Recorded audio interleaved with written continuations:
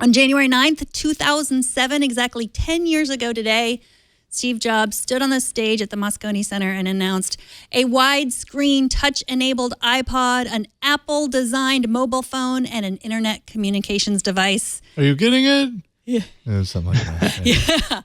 Yeah, you getting it? Yeah, just like that. Uh-huh. Oh, you I remember that. memories. I remember that. They were all in one package. Yes, are you getting it? The iPhone. Here to talk about where we've been and where we're going is Stephen Hackett from 512 Pixels and Relay FM. Welcome back to the show, Stephen. Hey, thanks for having me back. So where were you 10 years ago when the iPhone was announced? I remember where I was.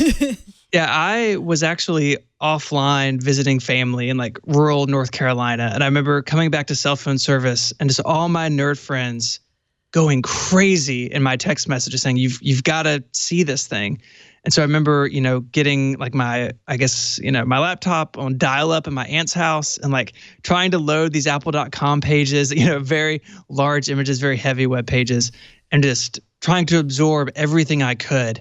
It wasn't until a little bit later I actually saw the keynote, which of course is now so famous.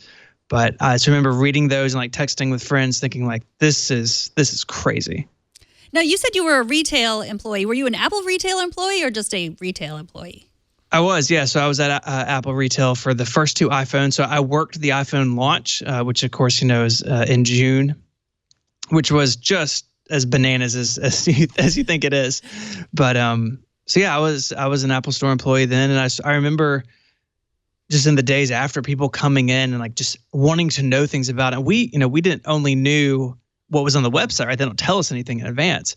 And so people are asking all these like detailed questions. I'm like, I don't know, man. Like unless it's on the website, I can't answer your question.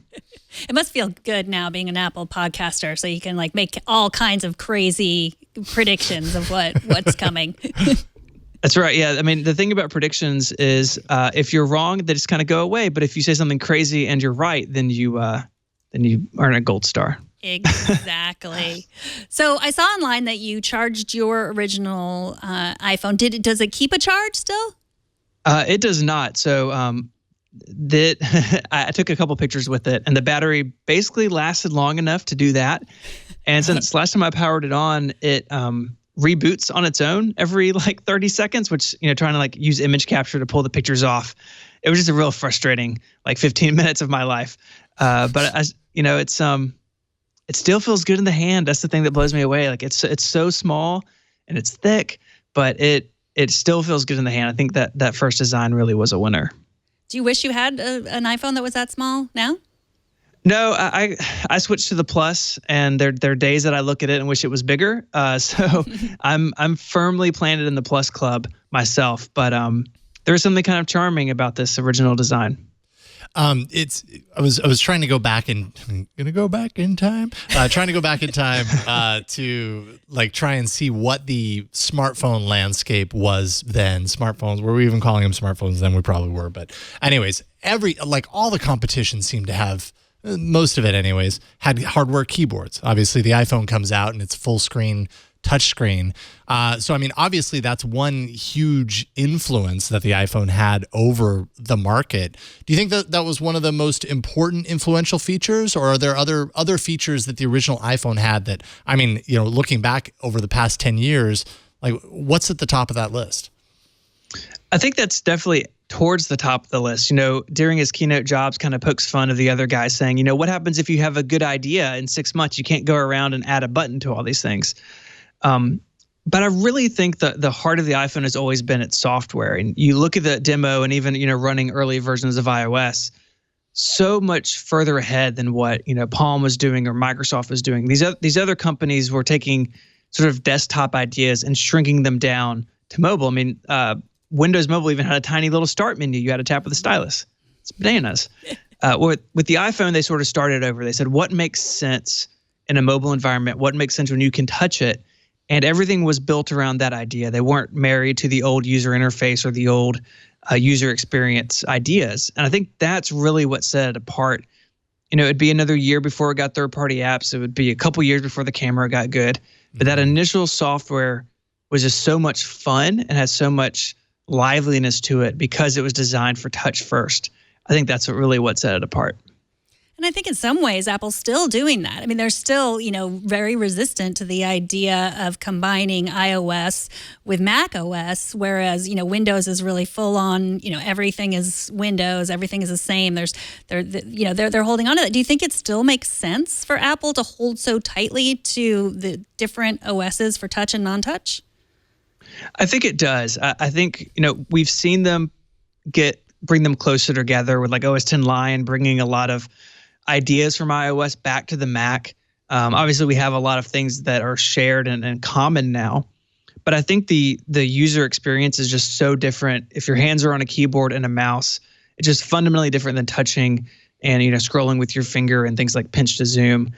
I don't know if Mac OS and iOS will always be separate, but I do think that as long as the Mac is still driven from an interface that's not touch, I've got a 27-inch iMac in front of me. I don't want to reach up and touch it all day.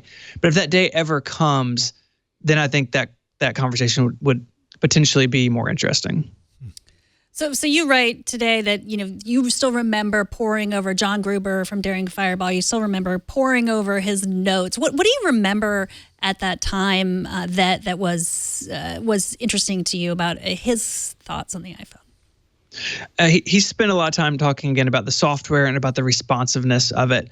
I got to spend time with an iPhone. By the time it was released, I was a Mac genius.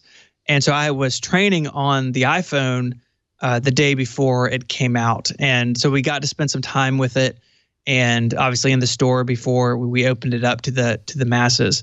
And what I was struck immediately, I think really was echoed in what John was writing, that this thing just, it feels like magic. And that's overused, especially in the Apple ecosystem. But the fact that you can just scroll something and the content keeps up with your finger.